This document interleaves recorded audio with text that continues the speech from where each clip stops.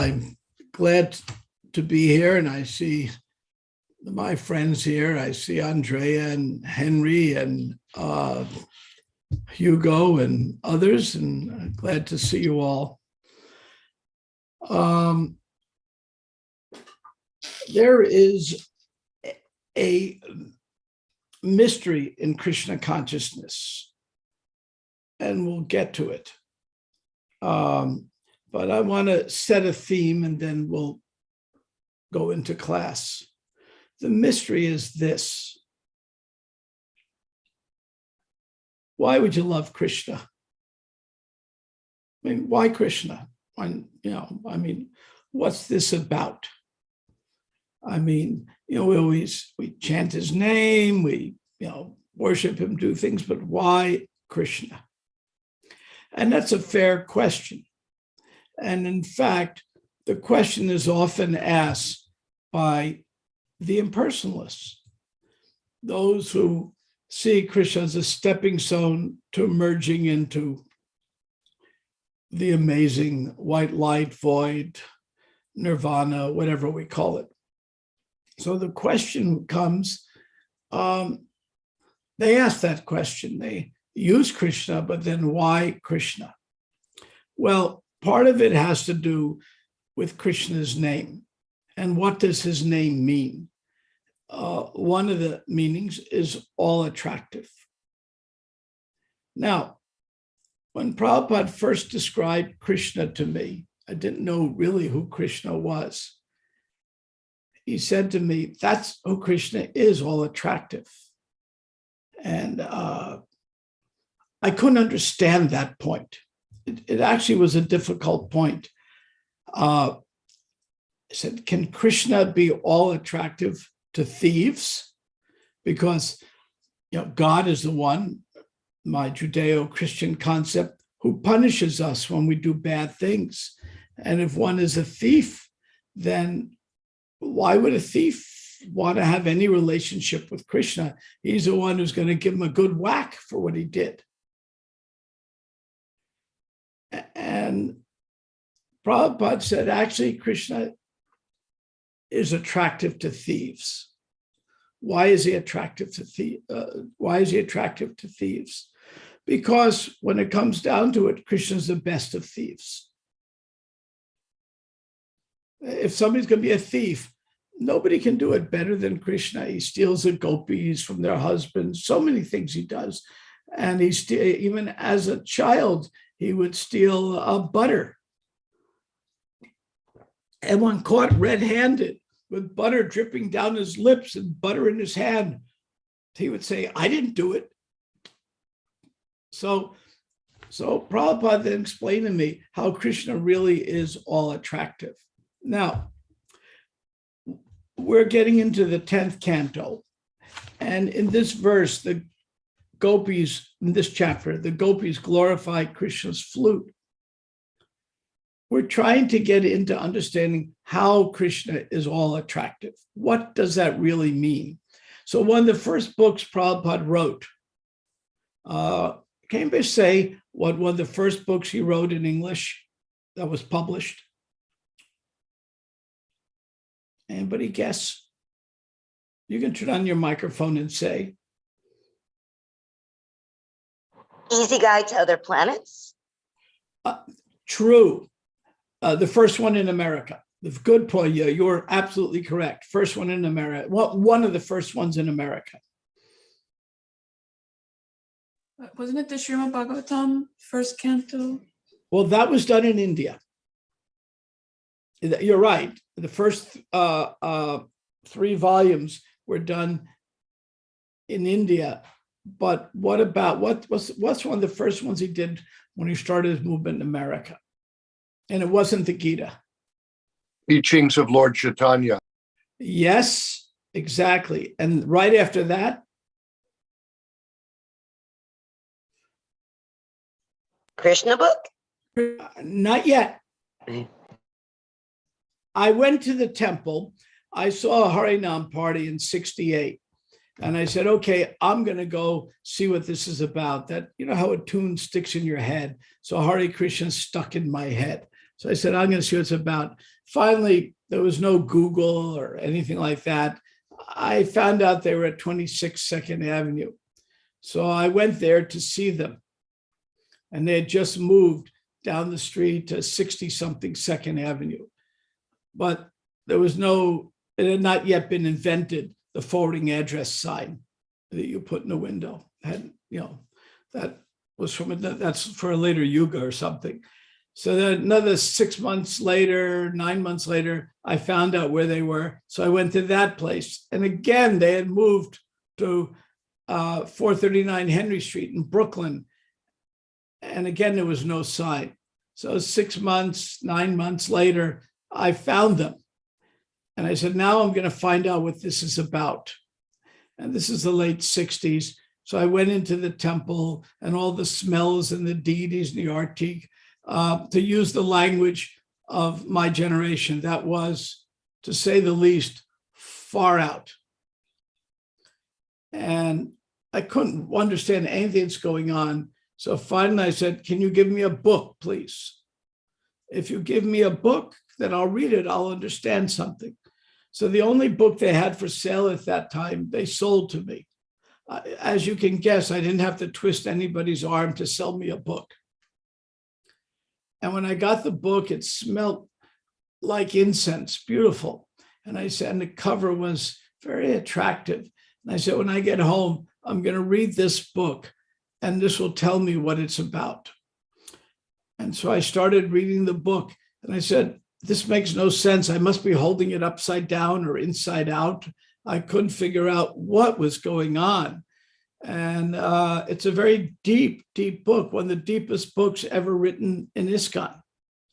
And that's the Bhakti Rasamrita Sindhu, the Nectar of Devotion. I do not recommend that as your first book. And usually we don't. But Prabhupada had published that really for the movement. Rupa Goswami's work there. Why? Why was a Bhakti Rasamrita Sindhu published so early? Right? I think it was right after the teachings of Lord Chaitanya, which is very philosophical and very interesting. Just the New York Temple at that time didn't have one. Gita wasn't out yet. Prabhupada's Gita hadn't, in the purple edition, hadn't come out yet. So why did Prabhupada rush this book to the press? And because this book, for those who have taken up the path of devotion, tells us why Krishna is so attractive and how to understand the attraction of Krishna. So now this will take us to our verse. So I thought I'd give a little introduction to setting it up. So Om Namo Bhagavate Vasudevaya, Om Namo Bhagavate Vasudevaya, Om Namo Bhagavate Vasudevaya. So now we're in Canto 10, chapter 11. Chapter 21, verse 11. Dhanyasma mudagatayo pi harinya eta yad nandanandanam upata vichirta visham akarnya venu ranitam saha Krishna sahar pujam dadur virachitam pranya valokai. Blessed are those foolish deer, because they approached Nanda Maharaj's son, who was gorgeously dressed and playing his flute. Indeed, both the dock and the bucks worship the Lord with looks of love and affection. And this verse was translated by Hridayananda Maharaj. And so he gives credit. He says this translation actually wasn't his, though he translated this volume. This translation is quoted from Prabhupada's Chaitanya Charitamrita. So this verse was spoken in Madhya Lila. According to Acharya, the gopis were thinking as follows. This is very interesting. Imagine you can get into the mind of the gopis. We all would like to know what someone's thinking at times, especially when young couples meet. They're wondering, does she like me? Does she like me not? Does she like me? Does she like me not? Does he like me? Does he like me not? Sometimes they take a little leaf and a branch or like a clover and pull off the leaves. She loves me not, and see which one they end up on, because they want to know what's in someone else's mind. It's the same thing here. We want to know what's in the gopis' minds, and the acharyas have that insight. The female deer can approach Krishna with their husbands because Krishna is the ultimate object of affection for the male deer. Because of their affection for Krishna, they're encouraged by seeing their wives attracted to him and thus consider their household lives fortunate. Now, these are deer now.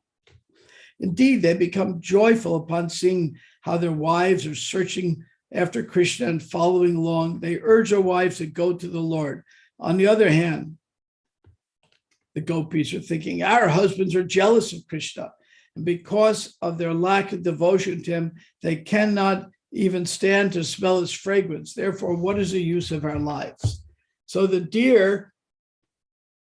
female deers were attracted by Krishna, his smell, his flute, and the husbands encouraged that. And the gopis were attracted to Krishna, and the husbands who were not very advanced didn't. And this is one of the many, many, many cases in the Bhagavatam where we find the women are a lot more spiritually advanced than the men. Sometimes there's some controversy arises like this in ISKCON, but it's very clear that Prabhupada over and over emphasizes we have Draupadi defeating all the pundits in the arena, philosophically arguing and winning. We find Kunti arguing with Pandu and winning.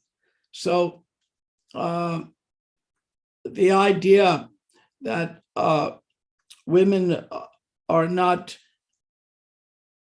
less devotional or less intelligent is not at all supported by the verses we find herein. If during the questions somebody has more questions on that, I'm glad to discuss it, an area I've studied a lot. So Krishna is playing his flute. Let me ask a trick question. And you can unmute and tell me, what is Krishna's flute made of?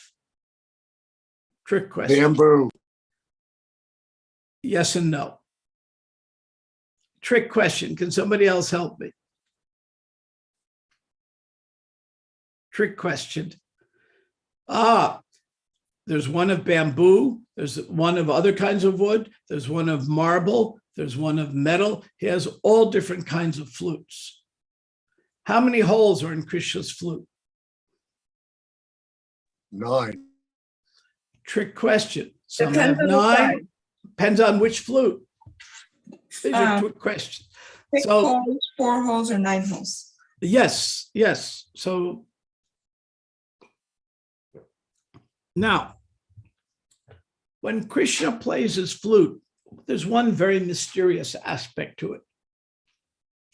I don't even quite understand this. Maybe somebody can. But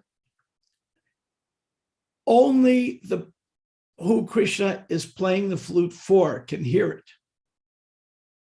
So when Krishna plays the flute and the gopis hear it, their husbands don't. There was one gopi was cooking rotis for a husband. He's having his breakfast, his dinner, and all of a sudden the flute plays and he don't know what goes on. And she leaves the roti on the fire, probably burst into flames, who knows, and ran out of the house. And she heard the flute and he couldn't. But we also hear the whole universe hears the flute. So I guess at different times it works differently. But the flute's like a magic flute that can only be heard by those that Krishna wants to hear it. And there's a song for the deer. There's a song for the various animals. There's a song for the gopis. Many, many different songs. And all of this is super attractive. Now, I'm going to play a little clip here about Krishna's flute, some of the details of it, and then we'll discuss why this is important. So let me get this clip turned on. And this is the wonderful Indradumna Swami speaking about Krishna's flute. And there's three principal kinds of flutes used by Krishna. There's the Venu. This flute is very small, not more than 6 inches long, with 6 holes for, it's described, whistling. That's how it's described in the scriptures. 6 holes for whistling. Then there's the Murali. Murali is about 18 inches long, with a hole at the end and 4 holes on the body of the flute. And it's described, this kind of flute produces a very enchanting sound. Then there's the Vamsi. The Vamsi flute is about 15 inches long with 9 holes in its body. Now, all these flutes are often bedecked with jewels. Sometimes they're made of marble, sometimes they're made of hollow bamboo. And when the flute is made of jewels, it's called samohini. And when the flute is made of gold, it's called akarshini. Now, an interesting point is that Krishna plays different melodies on these flutes for different purposes. I didn't know this, but it's really nice. He plays different melodies on his flutes for different purposes. And actually, there's a specific order that he plays the melodies in to accomplish these different purposes. His first melody, because he plays different melodies for different purposes. So his first melody that he likes to play causes demigods like Lord Brahma and Lord Shiva to break their meditation. And they forget everything in astonishment.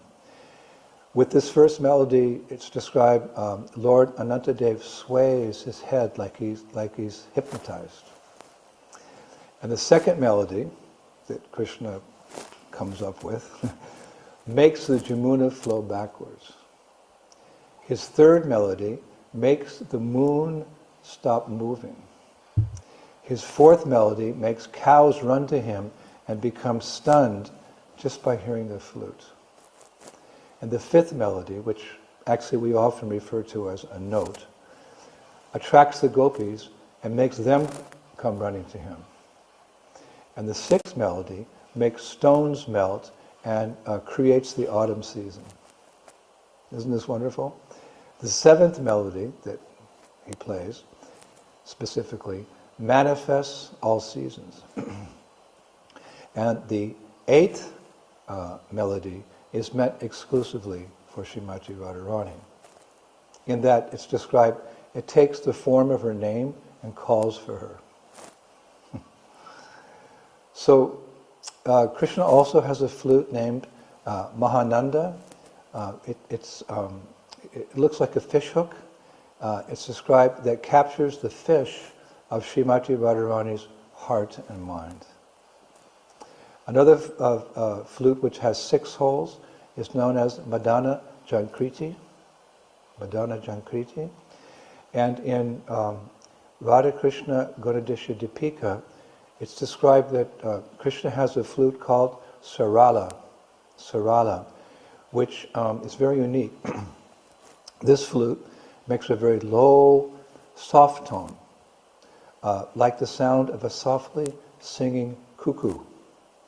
Here in India, we hear the cuckoos, and you can hear them, especially in the morning, singing very softly. So this sarala, it makes a low, soft tone, like the sound of a softly singing cuckoo bird. And Krishna really likes this flute. He's very fond of playing this flute in the ragas of Gaudiya and Gurjari. I don't know those ragas, but those of you who are connoisseurs of music.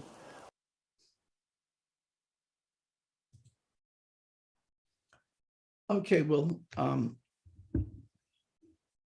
stop here now for that video. There's a two-part video on Krishna's flute. On Indraduma Swami's webpage. Maybe it needs a link, let me know. But the question is why? Why so much detail on Krishna's flute, all the kinds of flute, how it works? And when I first looked at Nectar of Devotion, frankly, I couldn't understand it. Why? So can somebody help me out? I don't want to bloop today.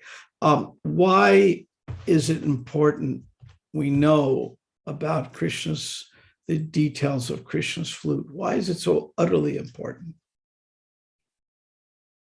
Any thoughts? This is not a trick question. Any thoughts on that? Anybody's welcome to. Why is this even important? This is just a wild guess, but Go. could it be, the fact that Krishna plays this flute is one of the characteristics that only belong to Krishna and don't belong to Vishnu and any other avatar, and it's his own breath that makes the flute so beautiful. It's actually coming out of, and that makes the sound. So it's important to know, because this is such an intimate characteristic that is just Krishna himself. And so perhaps that's why it's important to know so much about the flute, because it doesn't belong to Vishnu. It doesn't belong to anyone else. It's just Krishna's special gift to us. You said that so perfectly well. That's exactly correct. It makes us personalists. I'll give you an interesting, curious example that Prabhupada mentions. What does Krishna wear on his feet when he's walking through the woods? Barefoot. Barefoot. Now the question is, because we know his footprints are everywhere, what does Vishnu wear when he's walking through his palace? Gold slippers. Not sure gold, maybe, but definitely sandals, Prabhupada said. Definitely. So Vrindavan is considered a much more intimate place because Krishna's footprints are everywhere. Now, when I first went to Vrindavan in the 70s, there was no MVT. There was a guest house, and Krishna Balaram way, way on the outskirts of Vrindavan. It was so far away from the main part of Vrindavan. In fact, that point, Prabhupada had a chance to take over the Radha Damodar temple as his headquarters, and of course the main part of Vrindavan, downtown. And then when he got that land way, way on the outside of town, Achyutananda said to him, Prabhupada, we'll build the little temple here, and our main one will be downtown Radha Damodar. And Prabhupada said, I never do anything small. We're going to build a grand temple here. And of course, it developed, and the whole area has become extremely urbanized. For better or worse remains to be discussed. But when I first went there was just the Krishna Balaram. There was very little nearby. Obviously, a few shops were set up across the street because the local community has a lot of mercantile folks who figured out that people coming from America and Europe have money. And that was it. And if you walked out behind the guest house, you were in beautiful fields. Now you have to walk about 20 minutes away to find fields that beautiful. But there were beautiful, beautiful fields. And in these fields, there were dozens of wild peacocks. So I'd go out there in the morning, and there would be these peacocks and monkeys in the field, and it was so musical. You could almost hear a flute, I thought. And you could definitely understand that this is precisely where Krishna and Balaram used to play, Raman Reti. That was their field. Now it's a housing complex. So why all this? What's the purpose of going, appreciating Vrindavan? What's the purpose of hearing all these details about Krishna's flute? Because Krishna is a person, and as Yamuna Jaya said, we don't find any other expansion with a flute. And this is the most intimate form of God, and it attracts his greatest devotees. And this flute is not like the ordinary flute you would see in the New York Philharmonic. There are many flutes, as you heard Indradumna Swami saying, and the tunes are way beyond what we can hear. I've heard it said that when you chant Gayatri mantra, it's the sound of Krishna's flute, though I can't claim that experience myself, but we've heard such things. We know that the sound of Krishna's flute is the same as Krishna's name. And even the cows, their ears would become like funnels when he played, absorbing the notes and taking in Krishna's names. Now, how many of you can wiggle your ears when you hear Krishna's name? How many of you can wiggle your ears without Krishna's name? But I know a few people who can. But the cows can, and they would perk their ears up and suck in the holy name through the flute sound. So this is Krishna, the supreme personality of Godhead, and the flute and what he wears and his marks on his feet. All of this help us see God as a person. So the whole point behind all of this flute and these details, and Rupa Goswami writing the Bhakti-rasa Samrita Sindhu, is as we pray to Prabhupada Nirvishesha Sunyavadi, to break our bonds of impersonalism, because each and every one of us has an aspect that we're the enjoyer. That's always there to some degree. Maybe after years of work, it's reduced. But that idea that we're the enjoyer is the more we feel that way, the less we can understand that God is the supreme. So I'm going to stop here, and there's more I can do in another video clip to play, but I thought I would stop here and see if there are any questions or comments on the various points. You can put in the chat, you can unmute, you can raise your hand, or you can send it telepathically. Hare Krishna, Brahma Tirtha Prabhu, wonderful musical class. Yeah. And I never knew 99% of what you said. Thank you very much. Very enriching. I probably didn't know most of it till yesterday when I started getting ready for this. Yeah, you got a point there. I get what you're talking about. Yeah. Okay. That's why it's so good. I mean, giving class is, Satsru Maharaj once said to me, I was debating, it was a long time ago, should I give this class or not? He says, chance to give a class, don't let it pass. So, because it's a chance for the speaker to go deeper. And it's a chance for him, the speaker, him or her, to give those who are listening a chance to get a nice nap. So, are there any questions on any of the points I made? I even made a few controversial points in relation to, or dealt with it in relation to the intelligence of women. I made points about going to Vrindavan, made points about why is Krishna's flute important, and why is all Krishna's paraphernalia important. So are there any questions or comments or reflections any of the 31 of you on here would like to share? I thought when you asked that question, the tricky question about Krishna's flute, I was thinking Krishna's flute is made out of Balaram. Is that right? I haven't heard that. It could be. And if I did hear that, I wouldn't know what that meant. Yeah, I wouldn't, I don't, I mean, everything's possible in these things, but I wouldn't, that would be beyond me. Somebody asked me for the link, which I'm going to gladly stick in the chat here. And let's see, we will.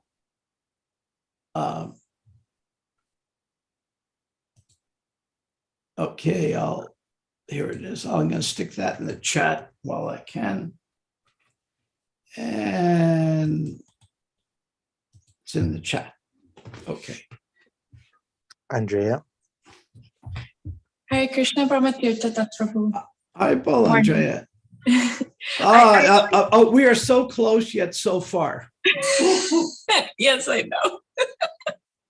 I actually wanted to share with you. I don't know if you heard the class yesterday given by Nityananda Chandra Das Prabhu. No, I didn't. Well, you missed out on a really great joke that I think you would really appreciate. Go for it. I could use some. I watched the recording and it was so good. I actually had to make Paul. I was like, stop the recording. I have to go write this down. So he asked. He was like, what brand of shoes does Krishna wear? Let's see if Brahmatirtha Prabhu can answer. What brand of shoes? Well, I know they're not Ye. Let me see. What brand of shoes would Krishna wear? Okay, I'm thinking for a minute here. And not in Vrindavan. In Vrindavan, he's barefoot. We established that. In Dwaraka, maybe. Okay. Well, in order to get this answer, I have to put on my thinking cap. Okay. No, I can't get it. I'm trying different caps and none of them are working. I see. None of them are laughing. So it would be Adi Das, or original servant in Sanskrit. Adi Das, very good. It's another name for Shesha or Balaram, who turns into Krishna's shoes and other accoutrements in the spiritual world. Adi Das, very clever. I like That that. was Chandra Das. I do not take credit for it. I just wrote it down in my journal, but I thought you'd really appreciate that. No, I do. That is a good riddle. Even my thinking cap couldn't break through to that. So are there any other questions or comments or reflections on the class? Something you heard that was new that you want to share, or something I said that didn't seem right and you want to ask about it?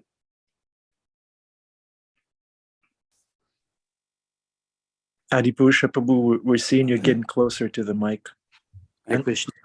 Wonderful class. Thank you so much. Hey, Adi. Nice to see you as always. Hey, we love you. We heard this. Mother Vishaka told us one time she was doing a morning walk with Srila Prabhupada. And there were some sannyasis there, some older devotees, and they asked Prabhupada, Prabhupada, is it true that women are 9 times more lusty than men?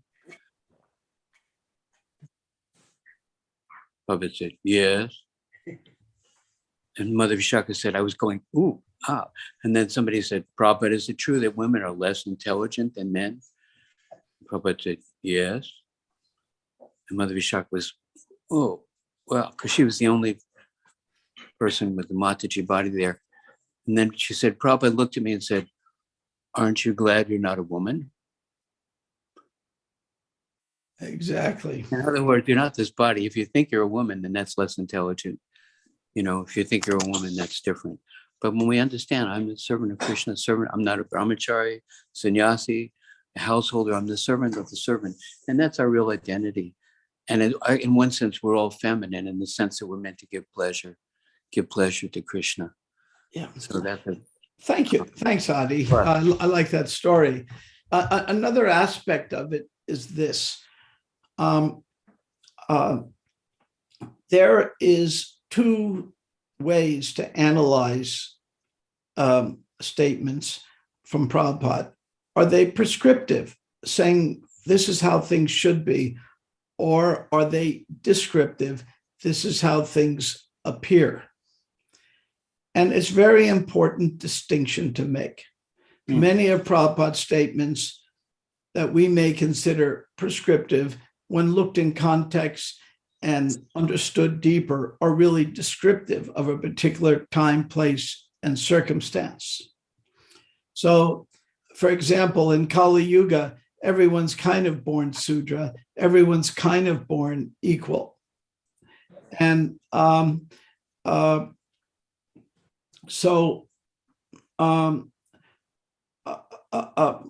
also would joke around. He used to joke around a lot with this with Yamuna. One time, one reporter went to Prabhupada, lady reporter, and said, "Why do you shave your head?" And Prabhupada said, "Why do you shave your legs? Better cool head and warm legs." So Prabhupada knew how to respond to these kinds of circumstance. The women being, we have you have two themes in the Bhagavatam. You have a descriptive scene of sometimes women being petty and demanding, many stories that way. And then you have other descriptive scenes of women like Kunti, Draupadi, the gopis, the list goes on, with being way superior to the men, both philosophically and devotionally. So you have both. What I'm trying to say is Prabhupada is an equal opportunity basher. So sometimes he'll bash the women nature. Sometimes he'll bash the masculine nature. You know how stupid men could be, and they go hunting, and they always get, every time there's a hunting in the Bhagavatam, something bad happens. Always. It's never, doesn't have good endings. So, but they still do it. So Prabhupada is really an equal opportunity basher. And he's doing, as Adi said, what Prabhupada is actually doing is trying to take us away from thinking we're this body. So if somebody will quote, "Oh, Prabhupada bashed the non-Brahmins," or "Prabhupada bashed the Brahmins," or "he bashed this or bashed that," if you take these quotes out of context, sometimes it'll seem like even Prabhupada is somewhat prejudiced. In his actual dealings with his extremely multicultural society, there was virtually no prejudice. I mean, not virtually, there wasn't any. But sometimes Prabhupada, in his equal opportunity bashing, would make comments. Now, one time, I think it was, trying to remember, it was this Bhakti Tirtha Swami or Devamrita Swami, I just forget which, we both have had intimate discussions on this topic of race. One of them, black devotee, went to Prabhupada, as Bhakti Tirtha, said, "Prabhupada, there is racism in your movement." Some people are prejudiced. It says, in the 70s, it certainly, remember 10 years before that, we passed the first Civil Rights Act. When Prabhupada came to America, it was 2 years after Prabhupada came to America that blacks got the right to vote in the South. I mean, so it would be naturally some people in the movement might have some prejudices. So when Bhakti Tirtha said that to Prabhupada, Prabhupada said, "That's your Maya to be bothered by it because you're thinking you're this black person. And that's their Maya to be speaking like that. They think that way. So you might not be able to control someone else, but control your own mind on this." And Bhakti Tirtha was extremely satisfied by that answer. So we see when Prabhupada talks about these things, we have to understand what is descriptive of a time 5,000 years ago, 500 years ago, 100 years ago, when Prabhupada was in India. What's descriptive of the time and what's prescriptive of how we ought to be. And the proscriptive verses are always headed towards you're not this body with great equality. Sometimes the descriptive verses show inequalities because that is a description of the society. And, we think we're in a very advanced, that we're beyond all this. Anyone who thinks that, if any of you have ever taken the implicit bias test, I recommend it. Just Google Harvard implicit bias. My nephew, I know it well, he helped write the test. And you take this test, it takes about 10 minutes, you can't fake it. And you'll find out that you have so many biases. Just the way it is, you're going to see how many biases you actually have. So rising above biases, I find it only happens when one rises above the body. By material calculation to eliminate the bias, and especially in my younger days, I was, fighting for civil rights and equal rights and all of this. But I found there was always another layer of bias there, and only rising above the body can get beyond it. So with that, it's 8:02. If there's not a final question, we'll stop here. Okay, thank you very much. It's always a pleasure to be at the Bhakti Center and see so many of my friends online. Hope you have a good day and listen to some nice flute music. Hare Krishna. Thank you, Brahma Tirtha Prabhu. Wonderful class. We appreciate your maturity, your jokes, and your inclusive manner of speaking to us. Thank you for including everyone. Adipusha Prabhu, how far is the darshan? Okay, we can take one tiny itsy bitsy reflection. Yeah, Brahma Tirtha was saying how this, how things might be, how they seem, and then there's how they are. Striya Vaishyas taught Shudras that anyone from any platform can go to the highest platform if they surrender to Krishna. Krishna says in Bhagavad Gita, anyone. Striya Vaishyas taught Shudras tepiyanti parangatim. He goes to Kanch. Hare Krishna, Lord Prabhupada.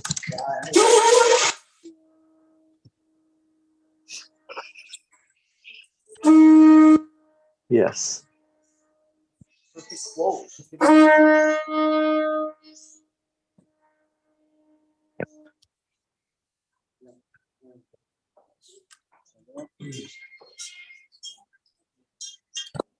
Center's good, right?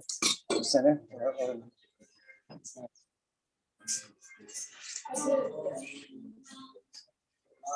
Cameras on, please, if you can.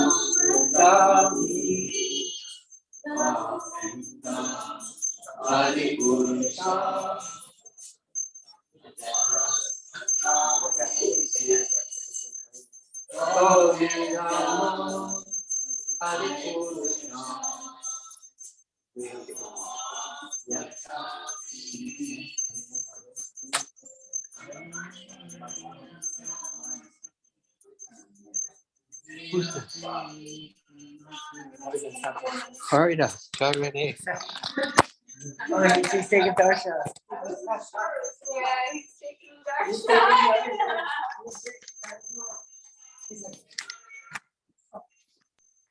What's the devotee? All right. Tuned out. Haridas Thakur. Haridas Thakur. Haridas Thakur ki jai. Okay. All right. It's very nice seeing you, Bhima Prabhu, Isabel, Hemangi, Kavita, Amrita Kishori, Didi. Thank you so much.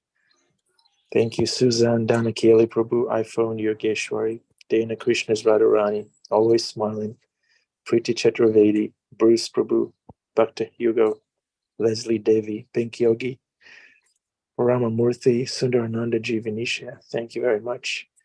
We love you all. Hari Hari Bol. Krishna's flute is there. Just tune in to Krishna's flute. Yes. Tune in to Krishna's flute. Hari Krishna. Thank you, Prabhu. Hare